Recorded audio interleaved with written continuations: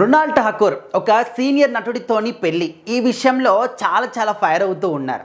అయితే గతేడాది son of Sardar అని చెప్పేసి ఒక సినిమాలో మృణాల్ ఠాకూర్ గారు నటించారు. అయితే రీసెంట్గా డెకాయిడ్ మూవీకి సంబంధించినటువంటి ఈవెంట్లో మాట్లాడుతున్నప్పుడు ఆ సినిమాలోని సన్నివేశాల గురించి, అదేవిధంగా పెళ్లి సన్నివేశం గురించి కావచ్చు, కొన్ని ఎమోషనల్ సీన్స్ గురించి మాట్లాడుతూ చాలా అసంతృప్తిగా కనిపించారు. ఎందుకంటే ఒక సినిమాలో నటించినప్పుడు చాలా ఎమోషన్ సీన్స్ ఉంటాయి, అండ్ కోపంగా ఉన్నటువంటి సీన్స్ ఉంటాయి, బాధపడేటువంటి సీన్స్ ఉంటాయి, అండ్ అంటే ప్రతి ఒక్కటి కూడా ఉంటాయి అన్నమాట. నవరసాలు కూడా పండిస్తూ ఉంటారు. ఆ విధంగా యాక్టర్స్ అనేవాళ్ళు ఎంత కష్టపడి ఆ ఒక సన్నివేశాలు చేసినప్పుడు తీరా చూస్తే సినిమాలో ఆ సన్నివేశాలు లేకపోతే ఖచ్చితంగా వాళ్ళకు పెయిన్ఫుల్గా ఉంటుంది. అరే ఆ ఒక సీన్ని, పలానా ఎమోషనల్ సీన్ని నేను చాలా ఎమోషనల్గా ఫీల్ అవుతూ చేశాను, ఆ ఒక ఈ సీన్ అనేది సినిమాలో లేదు అని చెప్పేసి వాళ్ళు ఫీల్ అవుతారు ఖచ్చితంగా. సో ఆ విషయాన్ని మృణాల్ ఠాకూర్ గారు చెప్తూ ఈవెంట్లో మాట్లాడారనమాట.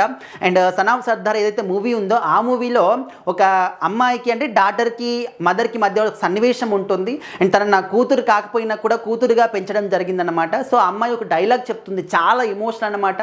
సో ప్రతి ఒక్కరు కూడా కనెక్ట్ అయ్యేటటువంటి సన్నివేశం అది. ఏంటంటే నువ్వు నాకు సొంత అమ్మ కాకపోయినా కూడా ప్రతి ఒక్కరికి నీలాంటి తల్లి కావాలి అని చెప్పేసి నేను కోరుకుంటాను అని చెప్పేసి చెప్తుంది.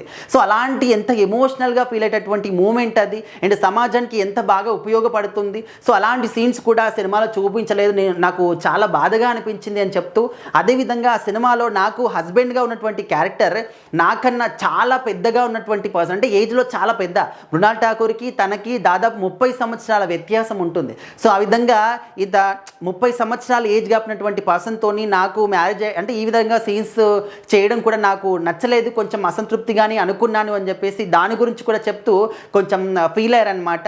అయినప్పటికీ కూడా నేను ఏమాత్రం వాళ్ళతోని సత్సంబంధాలే ఉన్నాయి, ఎందుకంటే అది సినిమా స్టోరీ కాబట్టి ఆ విధంగా ఉండింది, దానికి ఎవరు కూడా ఏం చేయలేదని చెప్పేసి తనకు తాను సర్ది చెప్పుకున్నారని చెప్పేసి కూడా చెప్తూ ఉన్నారు.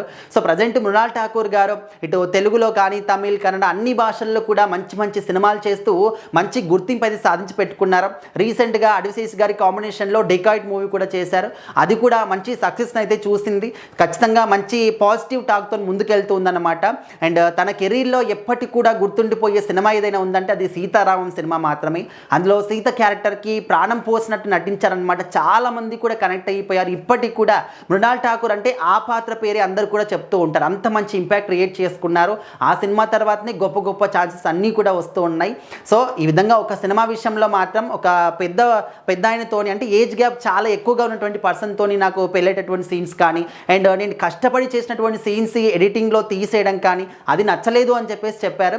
సో ఆ విధంగా ఎవరు కూడా చేయకండి అంటూ కొంచెం రిక్వెస్ట్గా కూడా మాట్లాడినట్టు అనిపిస్తుంది. మరి మృణాల్ ఠాకూర్ గారి గురించి, తను చేసినటువంటి సినిమాల గురించి, యాక్టింగ్ గురించి మీ అభిప్రాయం ఏంటనేది కామెంట్ రూపంలో తెలియజేయండి.